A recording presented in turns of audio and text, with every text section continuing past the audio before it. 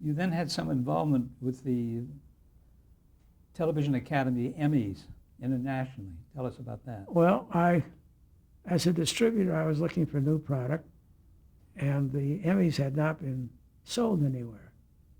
So I went to the Academy and said, I'd like to be your representative. So they said, well, you just can't be a representative. You have to sell at least, give us at least some money. Came up with, I think the figure was $6,500. Then you can be our representative.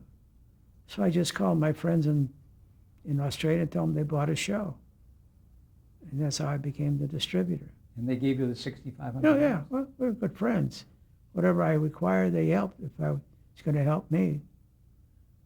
Were the programs shown on a delayed basis at that time? No, well, it's a great history, the Emmy Awards, because you must remember that it's America's show, because there weren't very many television stations yet.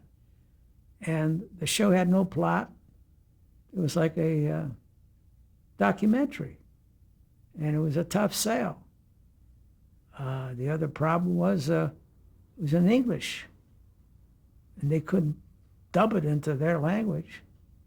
So I finally convinced them to hire a local personality to narrate what happens in between certain areas of who's the contestant, who the winners are, in their native language.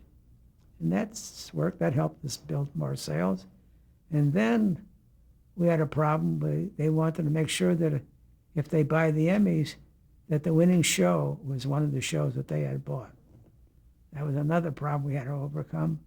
We finally overcame that by convincing them that the Emmys was a sold television to the viewers, that look what you could see on television, regardless of who the winner was. We finally put that across. And then I had a girl working for me in Hong Kong, Chinese lady, who could handle that whole area. You know, the Hong Kong, Shanghai, our whole eastern area.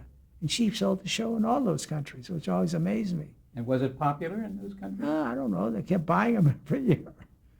I had the big shows. You know, I had Australia, New York.